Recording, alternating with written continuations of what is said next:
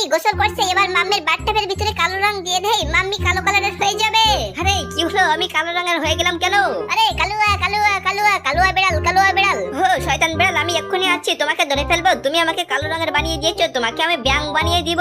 এই তো তোমাকে ধরে ফেলেছি। এই দেখো আমার কাছে জাদুর ঔষধ আছে, এটা দিলে তুমি ব্যাঙ হয়ে যাবে। আরে আমি তো দেখছি ব্যাঙ হয়ে গেছি। শয়তান ব্যাঙ, এবার তোমাকে নিয়ে গাছের সাথে বেঁধে ফেলি। বাঁচাও বাঁচাও, সামবাডি হেল্প মি, আমাকে আবার বিড়াল বানিয়ে দাও। এই তো আমি আবার তাড়াতাড়ি পরিষ্কার পানি দিয়ে গোসল করে ফেলি, আমার আসল রূপ ফিরে আসবে। আরে এটা কি দেখছি, আমার ছেলে ব্যাঙ হয়ে গেছে, ওকে বাঁচাতে হবে। আরে ছোট্ট সোনা, তুমি কোনো টেনশন করো না, আমি তোমাকে আবার বিড়াল বানিয়ে দেবো। আরে শয়তান তাড়াতাড়ি বল, ওকে কিভাবে আমি ঠিক করব?